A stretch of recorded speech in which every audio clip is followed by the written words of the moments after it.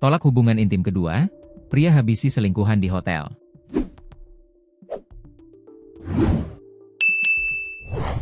S, 41, seorang ibu rumah tangga, IRT, di Batubara tewas di tangan seorang pria hidung belang berinisial MA, 61, di salah satu kamar hotel pada Senin, 20 April 2026, dini hari.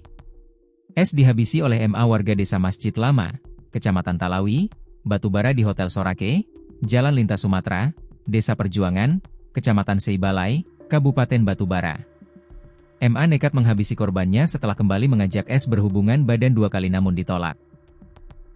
Ternyata permintaan itu terjadi setelah tersangka MA mengkonsumsi kopi jantan yang menambah gairah sehingga meminta korban untuk kembali berhubungan badan.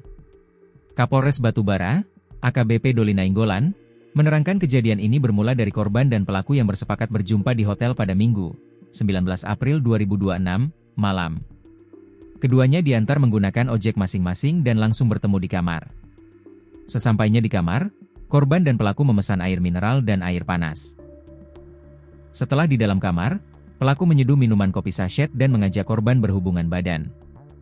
Usai berhubungan badan, korban meminta kepada pelaku untuk dibelikan nasi goreng, kata Kapolres Batubara, AKBP Doli Nainggolan, Kamis, 23 April 2026.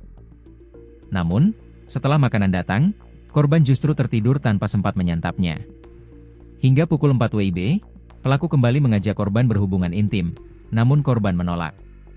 Pelaku yang mendapat penolakan dari korban terpicu emosi.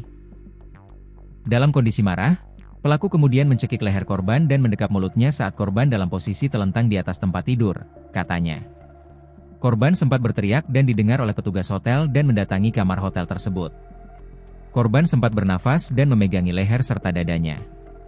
Dari hasil pemeriksaan dokter forensik, ditemukan sejumlah luka pada tubuh korban, kelopak mata, luka lecet pada bibir, memar, dan warna kemerahan pada leher.